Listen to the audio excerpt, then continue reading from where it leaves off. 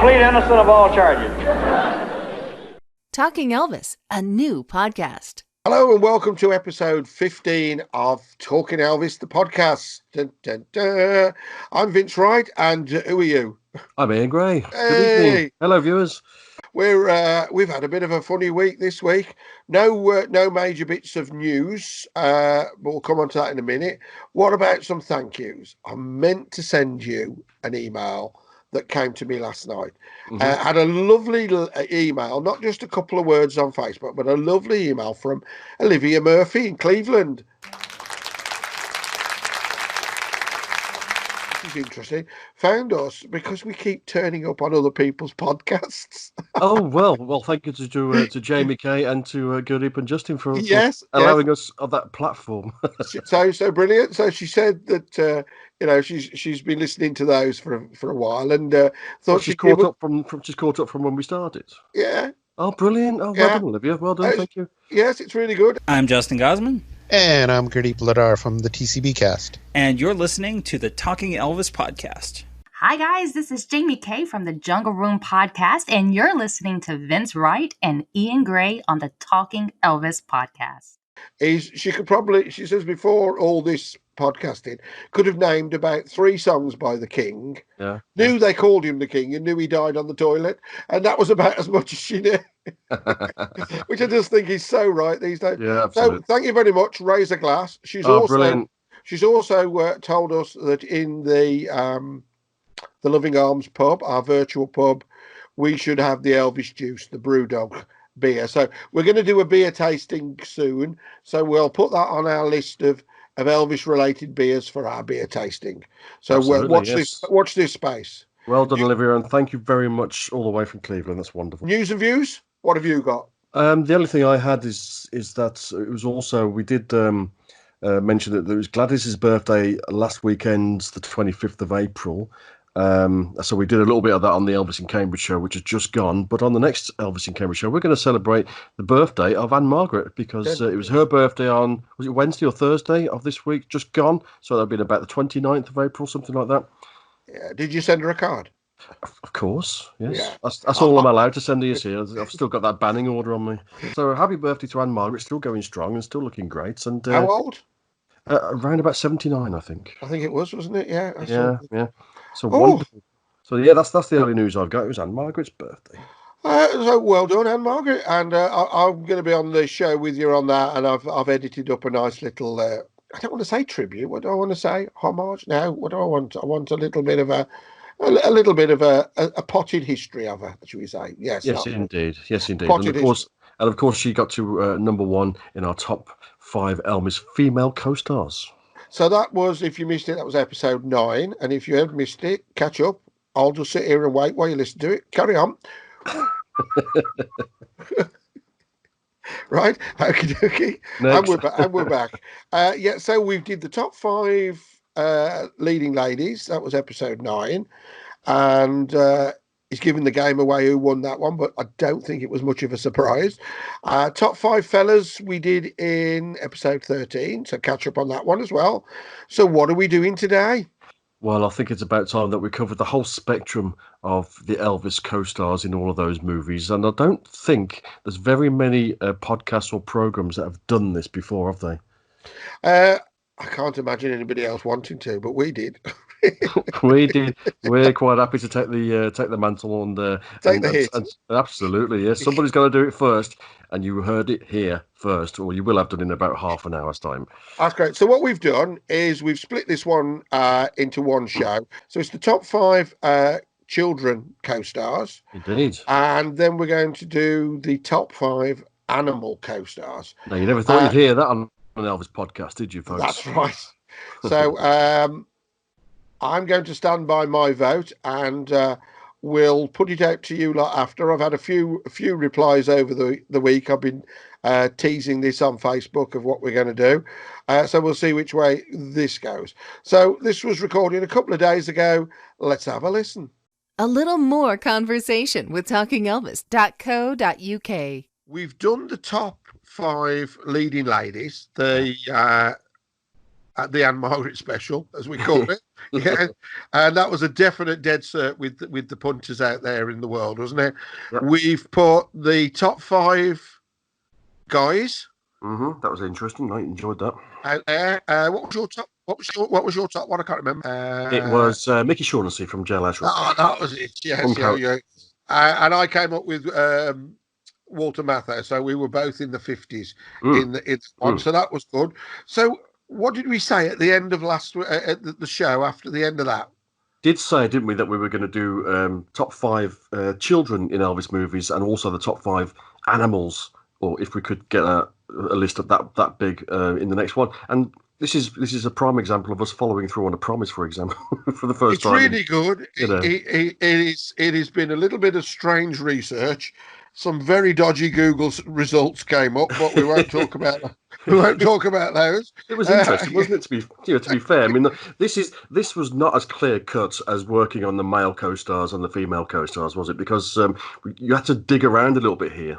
Yeah, I think it also really highlights to me the formula of the Elvis film.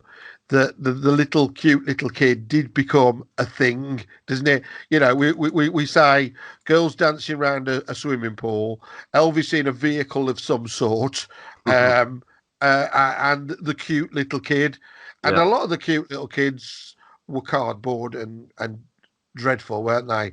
But we've managed to get that. So hopefully you've got your sealed envelope of 5 top kids from the Elvis movies. Yeah. Now, just to clarify the rules here, Kid Galahad is not about a child, so we're not including that, right? I'll just scrub that one out. Yeah, next. And Sing You Children Sing was not about kids, was it? Oh, okay, no. So you're down to 3, are you now? I am, yeah, yes. Hang on, I'll Google while you're rattling on. Oh, that's it. Yeah. So we know the rules there, and then when we come on to the animals later, we'll find out that we'll have some new rules for that one. Okay. So let's have a go. Top 5 kids. You've got your sealed envelope. I've got mine. I want you to give me your number 5. Well, this may surprise you. It may surprise the listeners.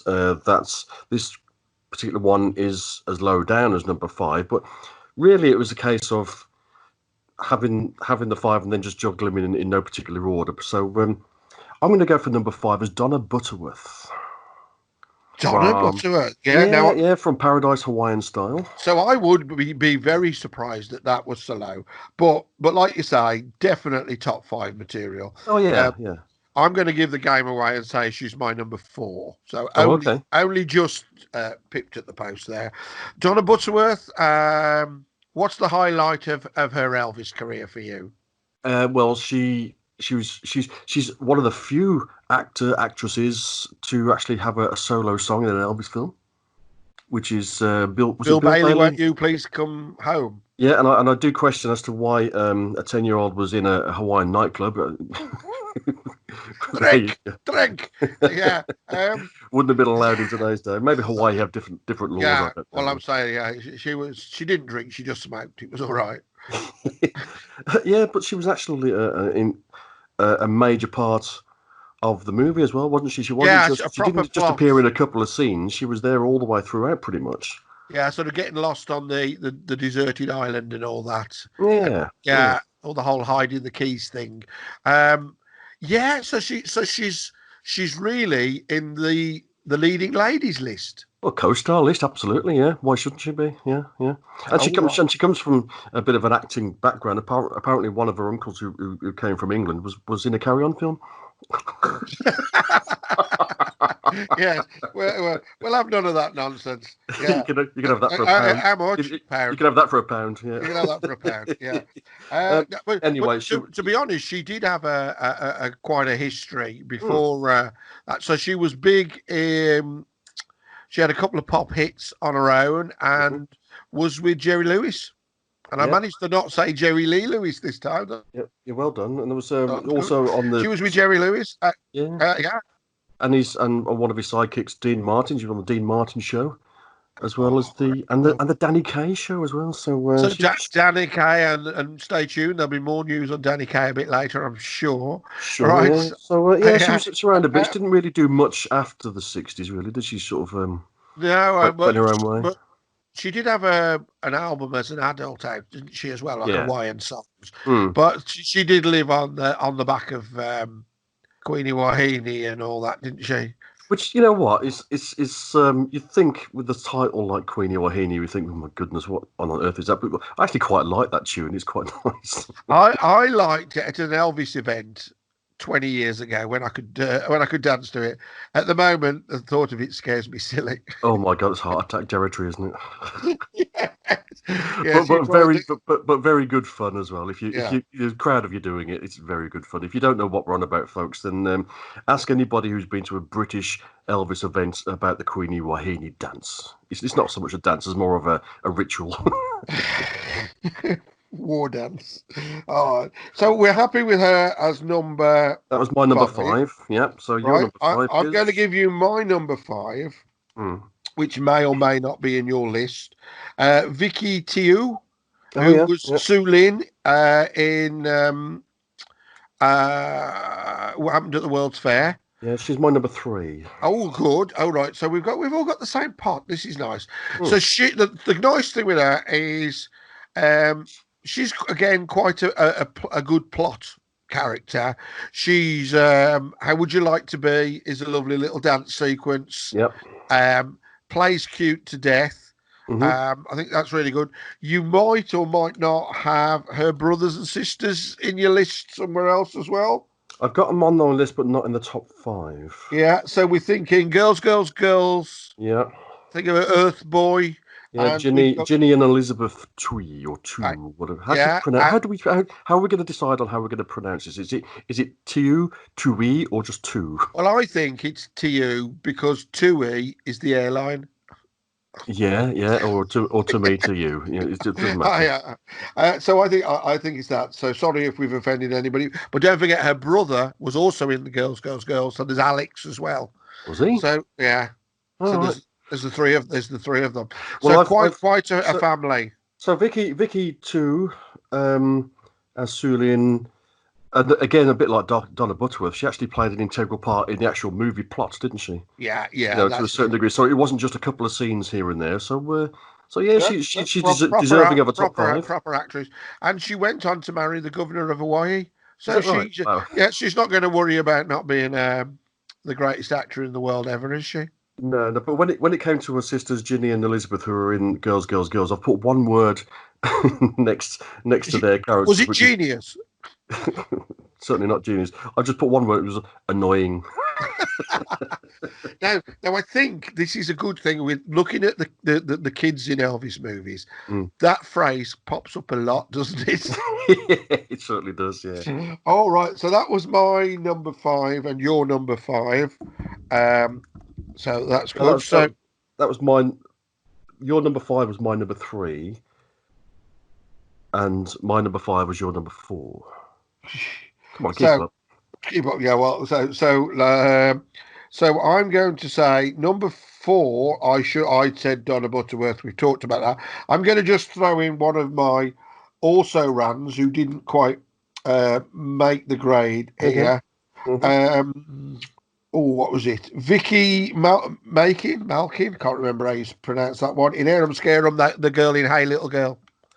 Not really a great part of the script or anything, but I love that song to bits, so it's always good fun to see that. It didn't make my radar, unfortunately, but but that was well it. But it's a nice little song, isn't it? Yeah, so that's 4, 5, 4. What we got next then? What's your next one? My number 4.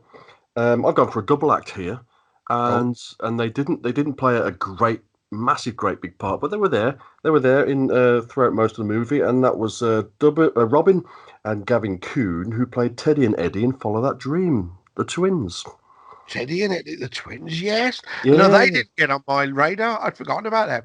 Now they were quite fairly annoying, weren't they? Well, they're a little bit annoying, but they had the comedy value, didn't they? Because I do love that thing where they had Pa Quimper gives them a chocolate bar, and one of them chews off the end of it just to make sure that both ends are level. So that was quite good. You were Laurel and Hardy, isn't it? Mine was the bottom half. Exactly. Yeah. So little things like that were funny. They didn't they didn't add to the plot. I'll give you that. That was funny. But that film itself is offbeat comedy, isn't it? It's weird really for an is. Elvis movie, isn't it? Because he plays a little bit of a simpleton or whatever you want to call it, doesn't it? Yeah, and that sort of says to you, well, actually, this guy could do a bit of acting, because to make that part look like he did, it's quite a skill, I think. So But it's funny when I'm teaching first aid and all that, the my real life job, and I'm on about shouting for help. I always go help, because I always remember nobody shouts help once. You always shout help twice. So it just kicks in every now and again. But on the side of double acts, then the twins like that, two that didn't quite make my list, but worked as a good double act, and I can't remember their names. I haven't got that on here. In The Trouble with Girls, the two kids who meet him off the train, white folks still ahead. And they have the fireworks, and then they do that awful thing with their eyes while they're watching that awful song. So they were in there as an also ran, but I forgot what they were. I haven't written down their names. I've just put annoying. Yeah, that's good. That would go into the annoying category. Yeah, that's it. We'll do the top 5 annoying things in Elvis films. Talk about the good times with Talking Elvis. Now, I think my number 3 is going to be your number 1. Ooh, right? Right. I think Larry Dumaskin, better known to you as RAUL. RAUL, Mexico, Mexico. Yes, you're sitting on the front of that bike, and you'd just be just like him. Isn't it great when you hear the version without the kid's voice, and there's just big long gaps, and you have to do it yourself? And we have done. Yeah, amigo. He actually made my number 2. Number 2. Oh, cool. That's good then. Oh, yeah. Good character again. Yeah, absolutely key to the plot. Indeed, yes, yeah, I thought so because he was Elvis's partner, wasn't he? Throughout the movie. Yeah, he was. It was always ask my agent, almost, wasn't it? He had this. He had a cousin downtown who could do anything.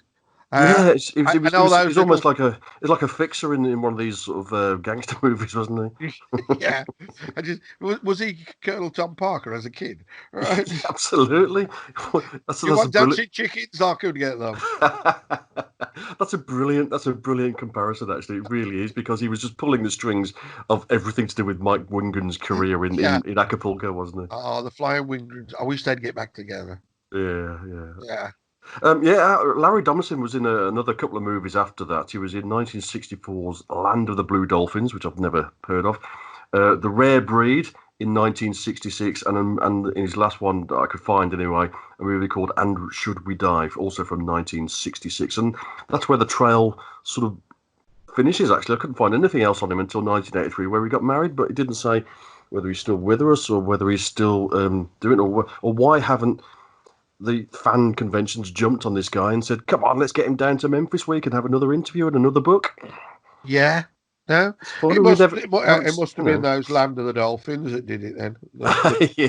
Yeah. Something happened on the set of that obviously messed it. I mean, what were dolphins doing on land? They should have been in sea. So there's this mutant dolphin walking around on the land. I'm scared. Have you seen that episode of The Simpsons where the dolphins take over? Yeah, see? Oh, yeah. And penguins fly in The Simpsons as well, don't they? It's very real, very real.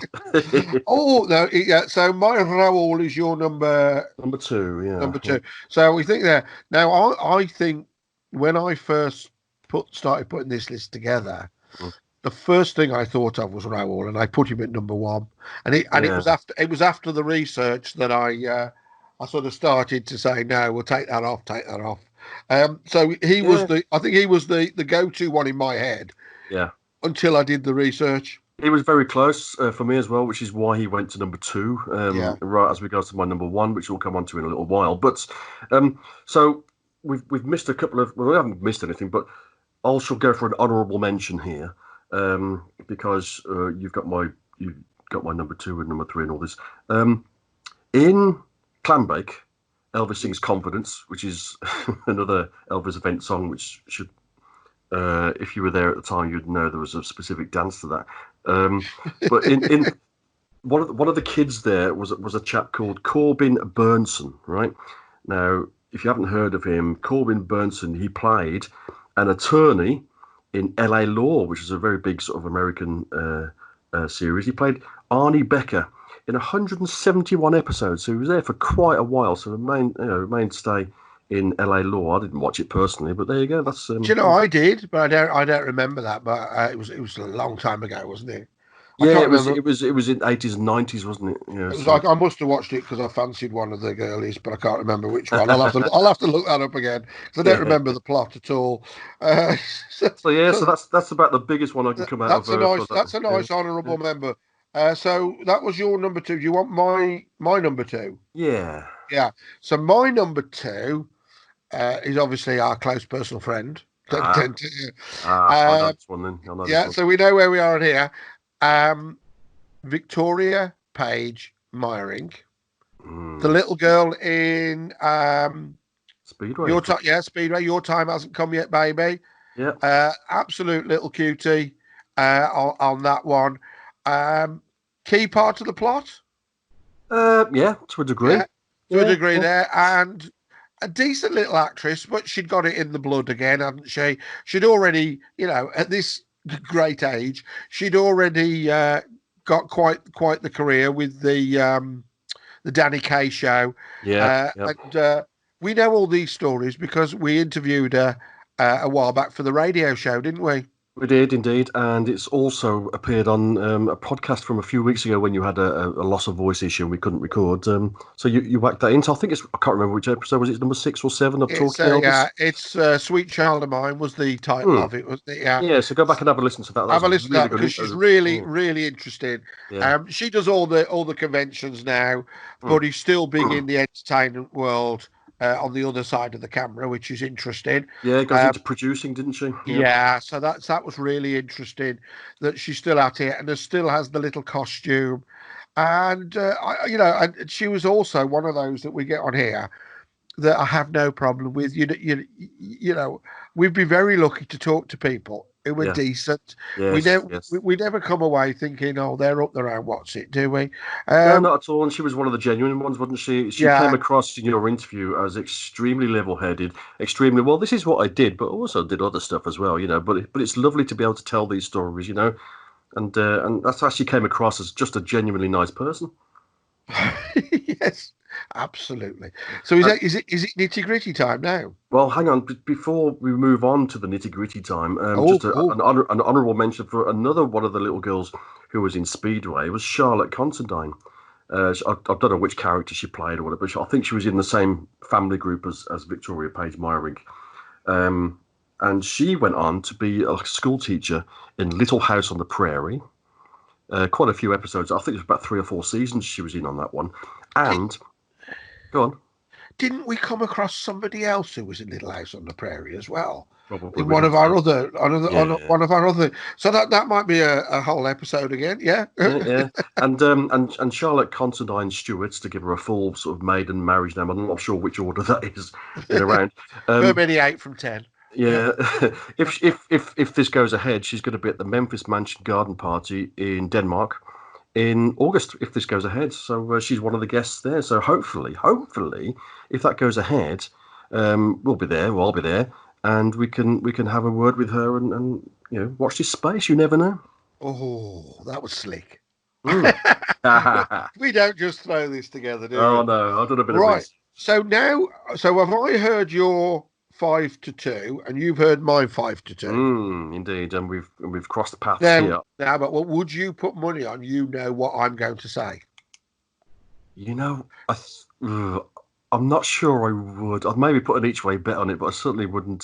See, I'm lost now because unless we agree on this, I can't believe that what you will have put is something different to what I've put, but I can't believe you'll have put number one what I put as number one. So, so I'm we've got getting a excited few now. also. I think if you've chose what I think you've chose, Yeah. I'm going to shoot you down all day long. Ooh. Okay. So This is interesting. do Who's we, going to do go? we do, Who's going to go for it? Who's going to? You how or are we me? going to do this then? What do you want to do? Flip a coin? Go on.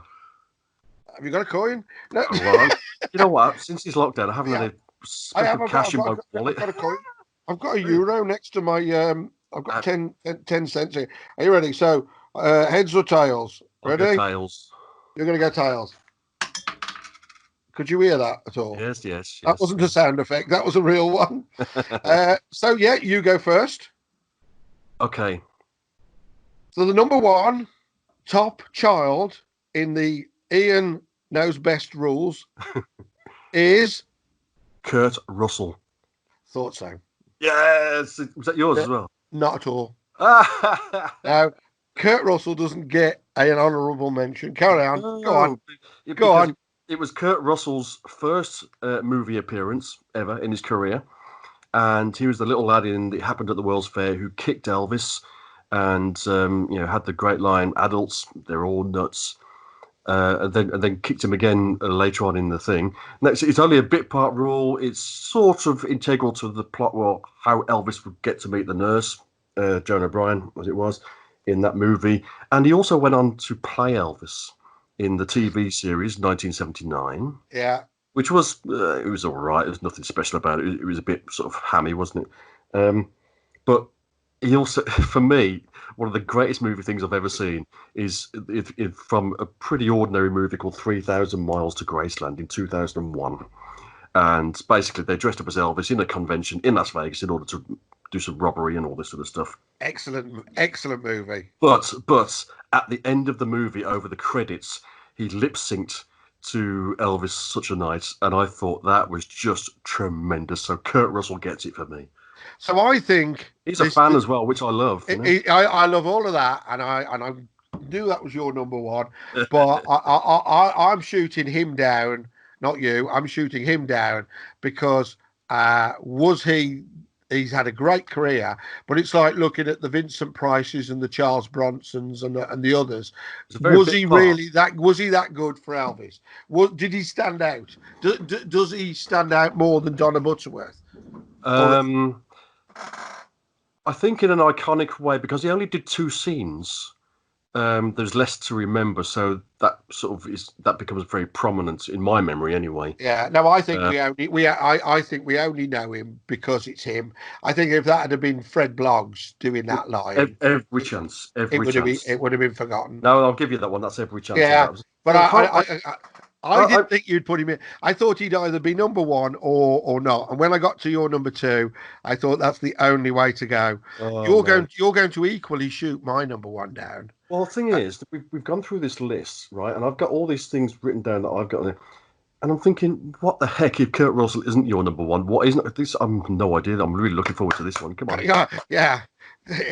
So if I told you it was one of the babies out of GI Blues, I'd be lying, right? Well, there was only 6 to choose from. Yeah, that's right. Baby number 7 on day 2 of shooting. That was my favourite. You are a bit stumped for that. You've got the whole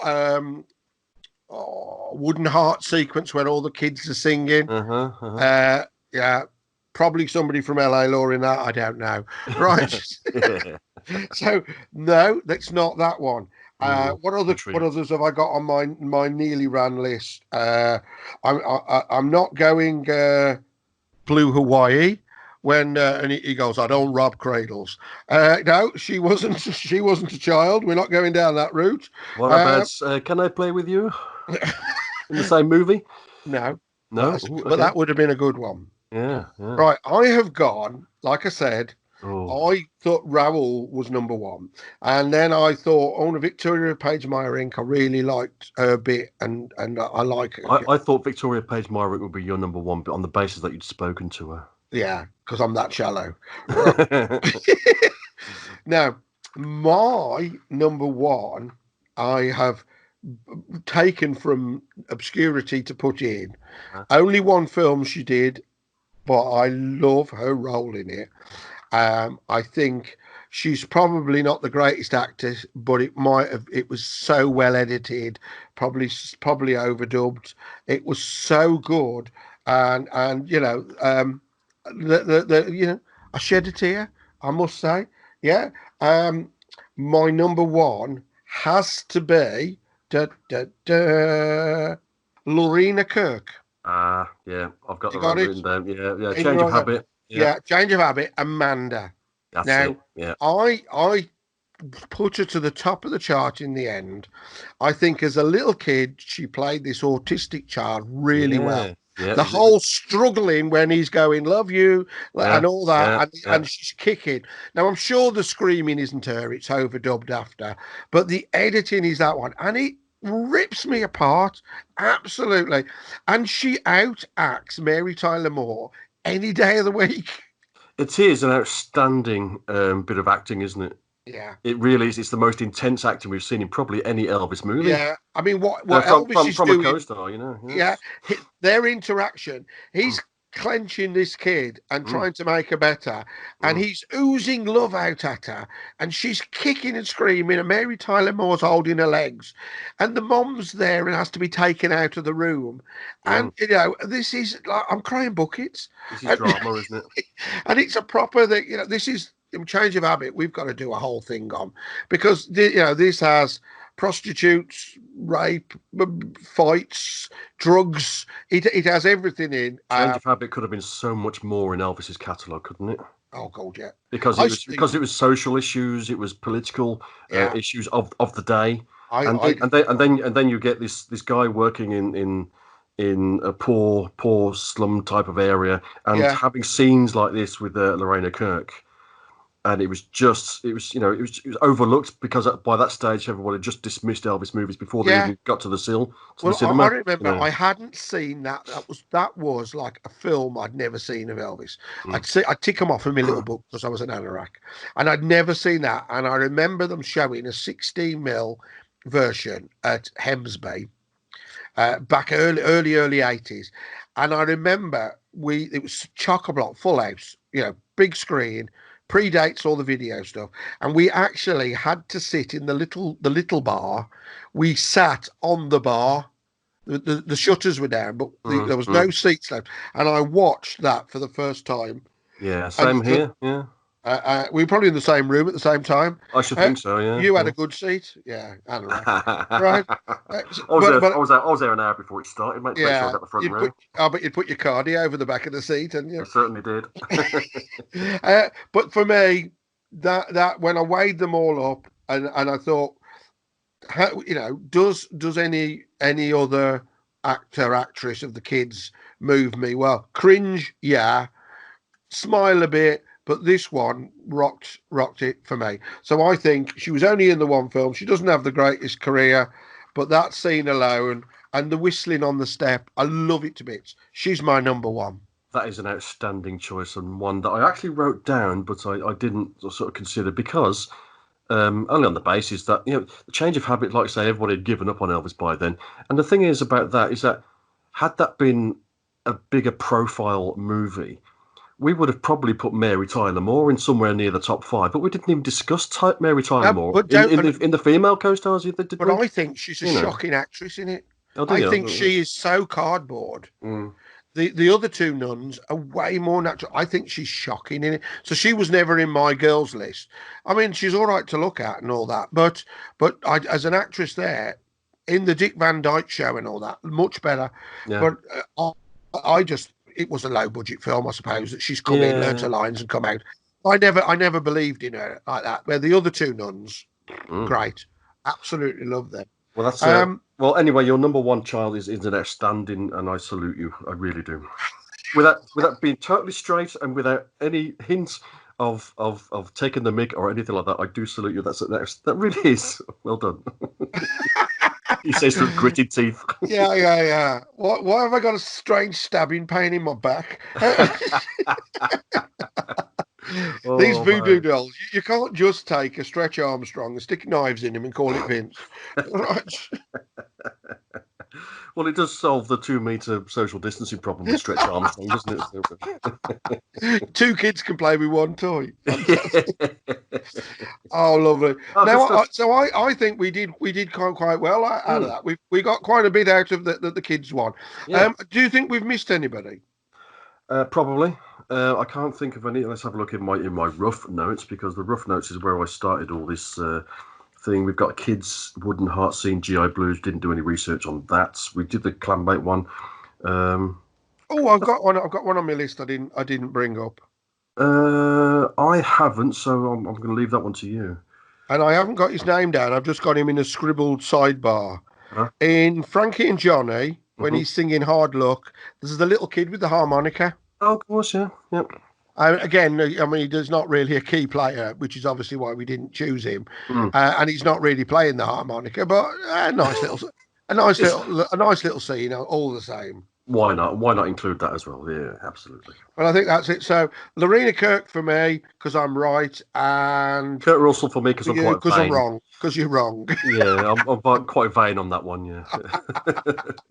Yeah, I'm sure you'll get me back someday. We'll have a word from our sponsor, and then should we have a look at the animals? Let's do that.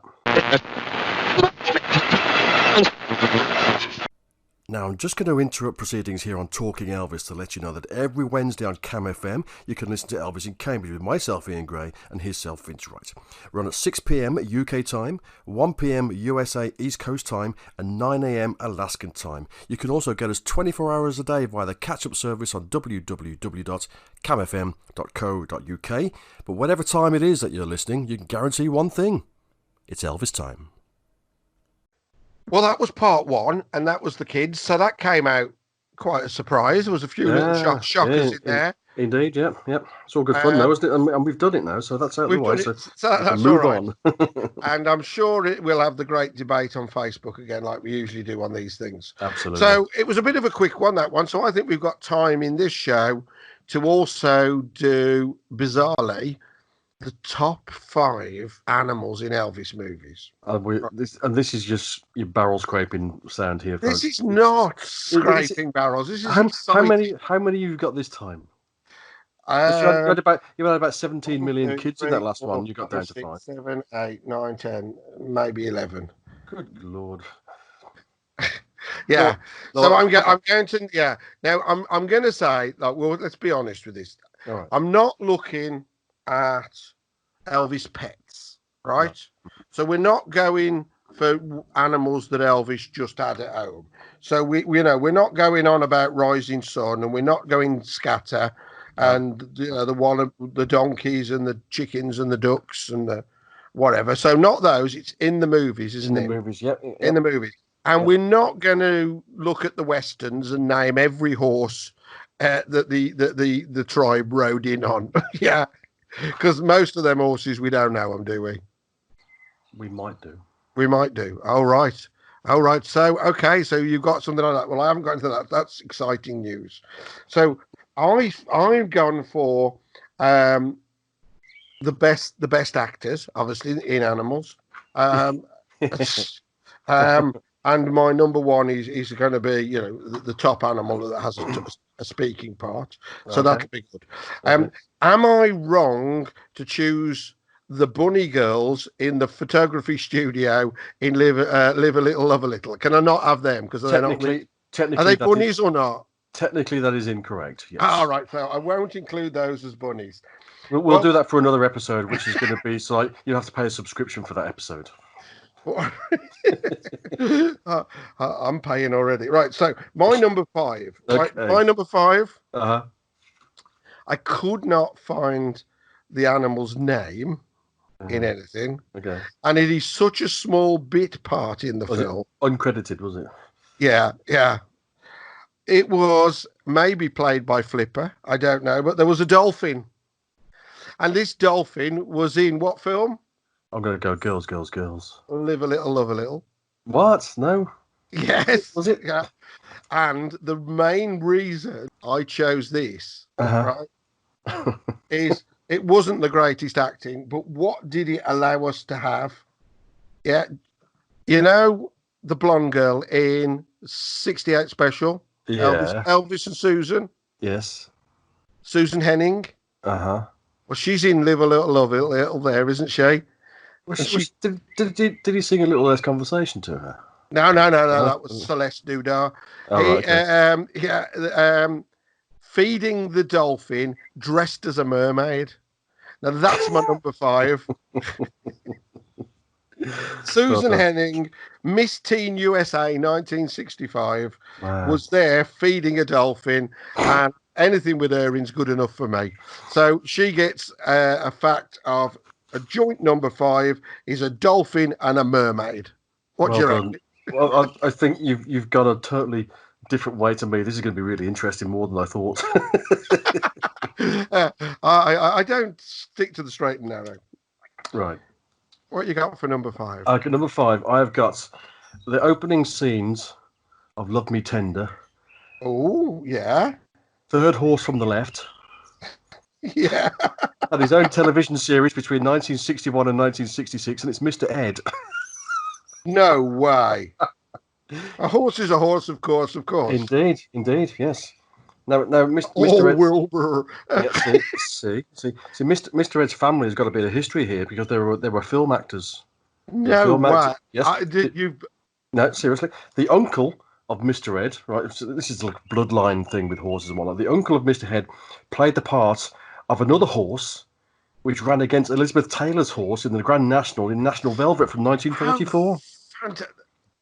There you go. You know, I mean, I thought that the most exciting horse story would be Rising Sun, and it's not.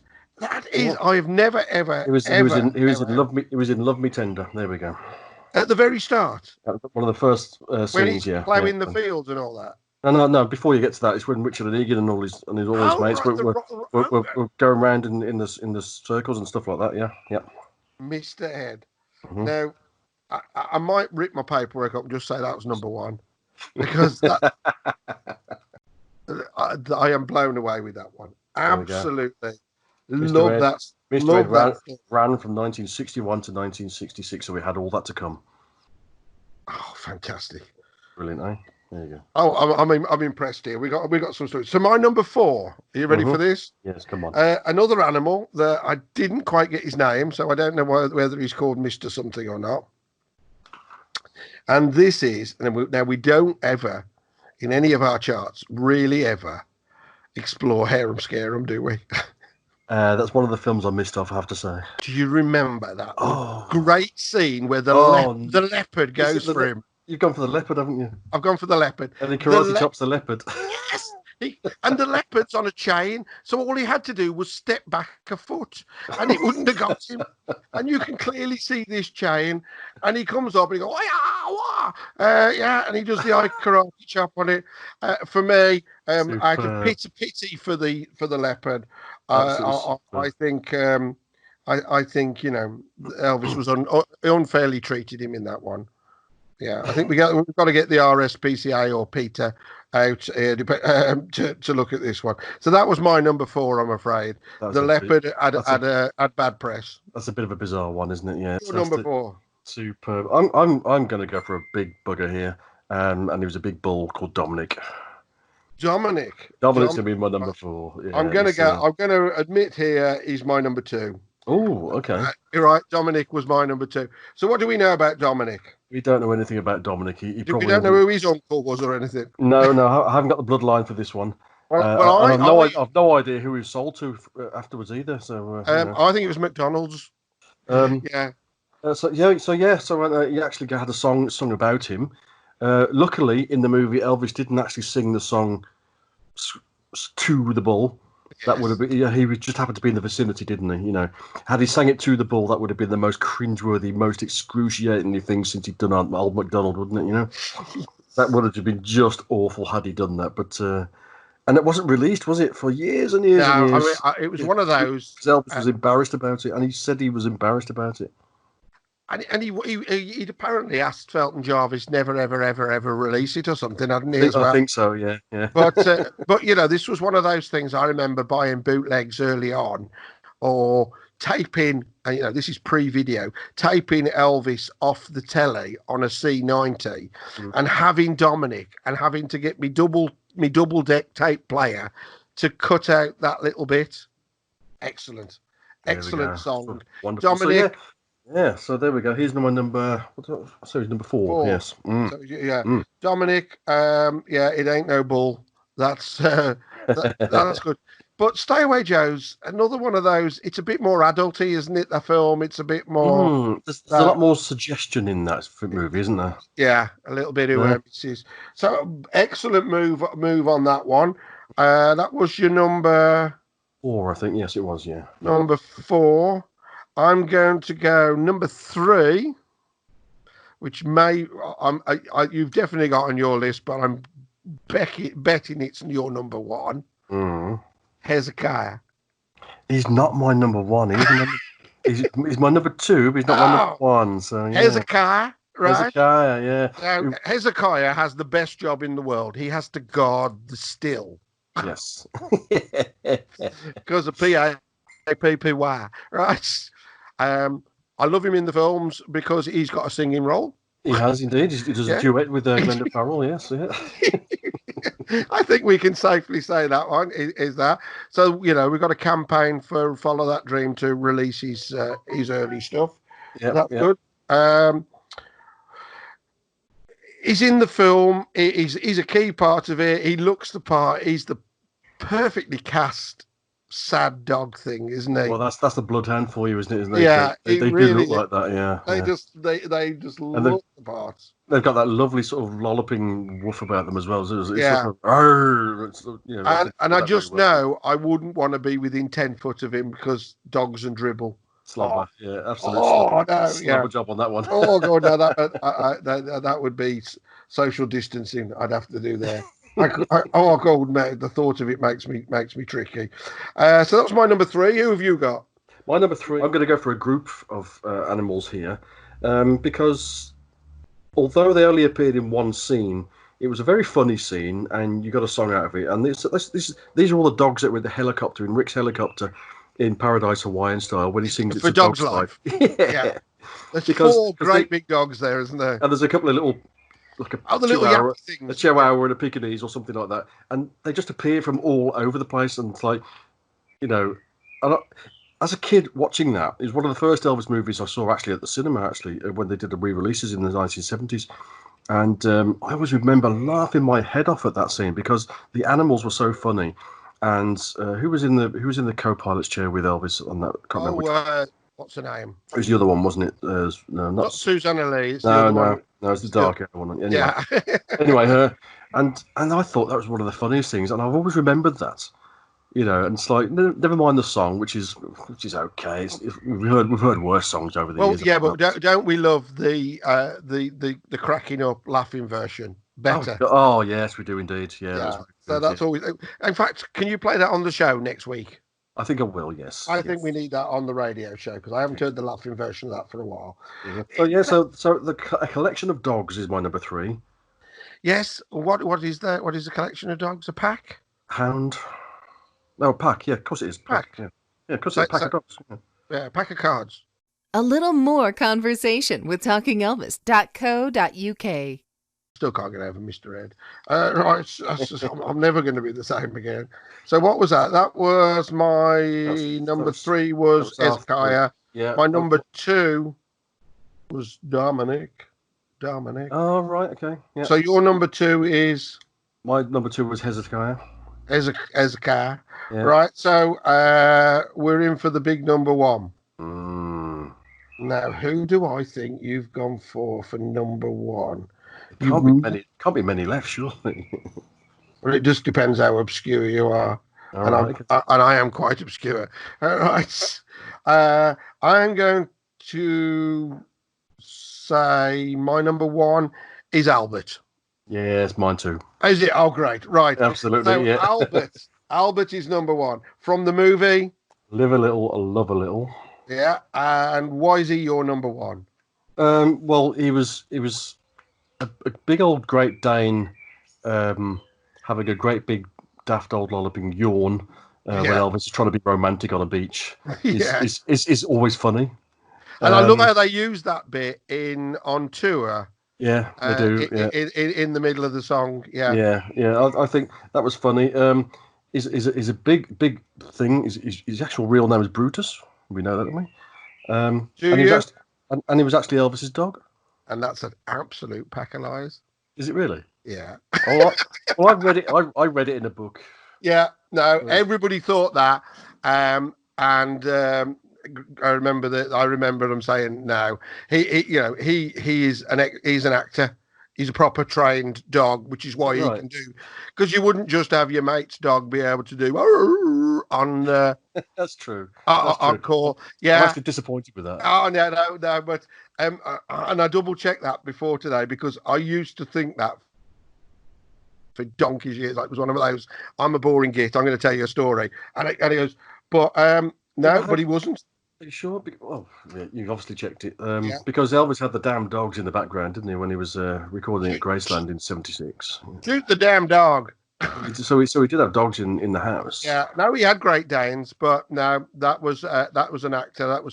It was too big a job for an also ran. If it was just a bloke walking a dog down the street, but he has to come and when Elvis tastes the dinner and it's dinner's ready, Albert. And he has to come on cue and everything. A normal mutt would be. You wouldn't have thought really, given Elvis's lifestyle, that he would have a trained animal in the house. It would be some just running wild, wouldn't it? Yeah, and the amount of time he's there, he's going to be babysat by Auntie What's It. The reason I put him as number one is he has a talking part, right? Right. And he does. He says, "Hey Elvis, down boy." Where does he say that? Oh dear, I'm going to have to go back and look at that movie because I can't remember that. It's not in the movie. It's in the trailer. Really? In the trailer, when Elvis is obviously fancying Michelle Dudar, he goes, and they put a subtitle. They put a subtitle underneath. Hey Elvis, down boy. Right. So he gets my number one because he had a talking part in the trailer. Fair enough, and he's a great Dane, like Scooby Doo was. So we've like we've said before, haven't we? We've seen all the Scooby Doo episodes, so that's always good for us. So number one, we agreed on, and I think he's great in that, and I do think these later films are underrated, aren't they?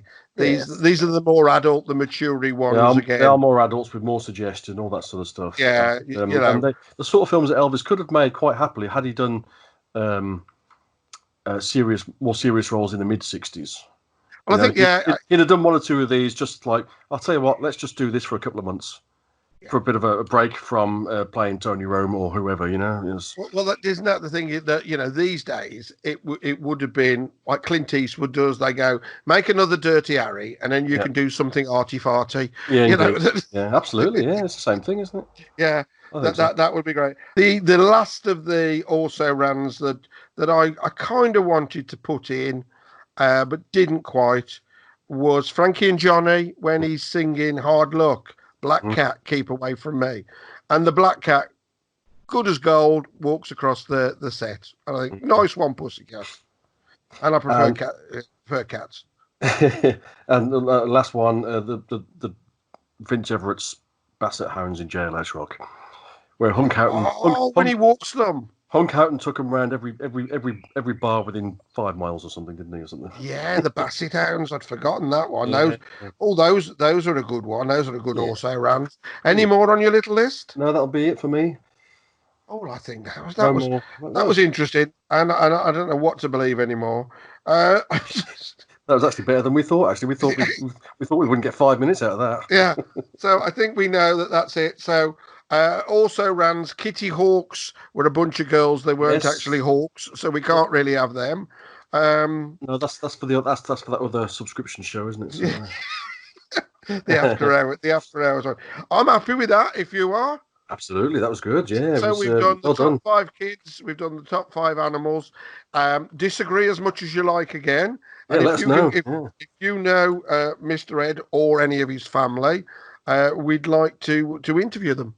Indeed. Yes. Yeah, you never Yes. know. You never know. Somebody around here must be, a lot of horsey people around in America. Well, that's it. So come on. Let's be having it. They will do the equestrian special next time. So I think, I think we're done on that. We've come up with some stupid answers. We'll put that out and let you have your say. Hi, this is Matt Shepherd here, and like you, I'm delighted to be listening to Vince and Ian on Talking Elvis, the podcast. Well, look at that. Two for the price of one there. Two top 5s. But Ian, Yeah. you're having me on here, are you? This Mr. Ed business. I'm listening to that again. I feel a bit of a prat. You've had me, haven't you? I'll be honest with you, right? It may not be strictly true that horse number 3 on the left-hand side of the opening 2 scenes of Love Me Tender was Mr. Ed, right? But it could have been. You've not just lied to me. You've not just lied to the people out there in Radioland. You've lied to yourself. Oh. No, it's not big and it's not clever. Oh, I'm sorry. So what are you going to do about it? Are you going to apologise to the dear listeners? Should I? Nah. No.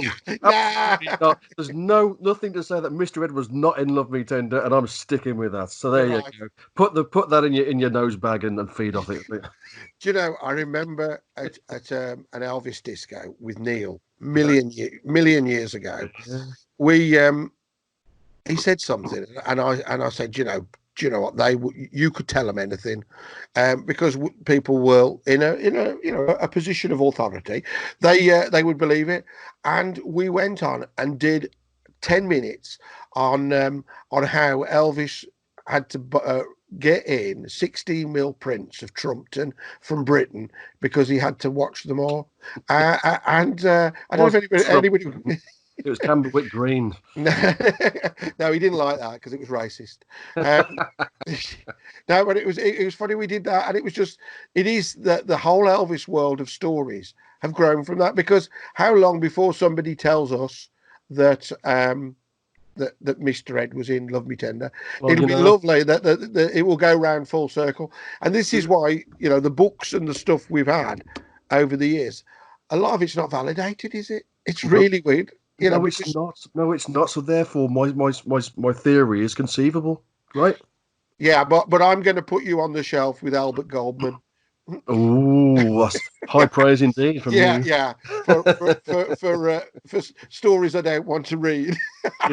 You know what? In 5 or 10 years, if somebody mentions that to me, I'm going to say, I know where that's come from. Yeah, you heard it here. The old Chinese whispers will go around the globe and say, goodness sake, we never knew that after all these years. After all that, But good fun though, wasn't it? That you know what? I didn't think we'd get any time. I thought we'd get 5 minutes out of the animals and that'd be it. But we actually managed to do quite well there, didn't we? I enjoyed that a lot. I think you were the most negative ninny about doing the animals. Always. I was. You kept up referring to barrel scraping and everything. Yeah. But I had faith. So we're happy with the animals. Enjoyed that. Yep. What about the kids? What were you surprised on my selection of the kids? I was surprised that you went for an actual acting performance rather than a favourite, I have to say. Yeah. You went for the deep actor type of thing, didn't you? You were very intellectual on that. It's not what I expect of you. I must have had a brief moment of soberness or something. No, but it was the moving thing that that wasn't made up. That was genuine. That I really do like that. But you sold out and went for the cop out answer. Fancy calling me shallow? Goodness sake! What's wrong with Kurt Russell? He's an international star, you know. Yeah, he's an international star, but that wasn't the question. The question was who was the best co-star in there. Vincent Price, John Carradine are all great actors, but they were rubbish in the Elvis films. Yeah, but Kurt Russell had a couple of really good lines in It Happened at the World's Fair. So nah. If that, I still stand by it. If that had been Fred Bloggs, nobody would have given a monkeys. Right. So oh well. We shall. This argument is for some reason, and I don't know how, it's going to carry on in the bar, isn't it? Yeah, definitely. And I'm sure the other listeners are going to disagree and say Kurt And Russell. Right. if you think we're kidding about this, folks, if after all this lockdown nonsense is finished and all this sort of stuff, when you find us in a bar in the corner, we will be arguing about Kurt Russell and It Happened at the World's Fair. Believe you me, it is so. If you ever see us, honest to God, it's going to happen. Yeah, and I think when it does happen, This is not the end. We will do a Facebook Live from an Elvis disco where we will just get everybody to sit down and give their opinion. Absolutely. Yeah. So, Dave, Phil, Neil, make it so. Indeed. Right? Excellent. Great fun. I enjoyed those two categories a lot. I think that's out now. Have we got any other obscure categories we can do a top 5 on? I think we have, but don't give the game away yet. Watch this space. Oh, yes, indeed. We have. Yes, we've got something for a few weeks' time. Where's my mysterious woman gone? Hi, guys. What's on the show next week? So there she is again, our mysterious woman. Do you think we need to give her a name? Yeah, I don't know what. Maybe we should throw that one open to the listeners. Who is that lady, and what should we call her? Yes, she crops up a lot. She tells us things very, very much with a smile on her face, or Yes. she tells us the very sultry ones. I like those the best. Right? That made me all unnecessary. Right. Yes. Let us know on that one, listeners. What's the lady's name? There we go. Guess the lady. All right. So now she's asked, what have we got lined up for next week's show? I got an old friend of mine coming up on the show next week, all the way from down under in Australia, and that is Jacqueline Felice. Now, if you are long-time listeners to us over the years, then a few years ago you would have heard us possibly talking to this lady from Australia, and Jacqueline is, or was, she is a singer from Australia who likes to sing Elvis songs. She has actually performed in Memphis during what's it called? Death Week. Didn't want to say that. In that week in August, where it all goes off in Memphis, and Jacqueline has actually performed there, and she's worn proper jumpsuits. Oh, don't give everything away. They won't want to listen. No, this is all the things. So we had a chat. We're going to have a chat with Jacqueline, and she's coming on the show. Isn't that great? It is. So she performs. Would you say she's an ETA? In a way. Right. That'll do. Yeah, that'll do. So, that'll do. We'll get Jacqueline to explain that when she comes on. And if you've got any ideas of who you want on here, or a mate of a pal of a chap who looked after Elvis's cats while he was on holiday, then let us know. Happy with that? Wonderful. Happy with that. Wonderful. So thanks for listening, folks. Let's hear your argument about the kids and the dogs, and see you next week.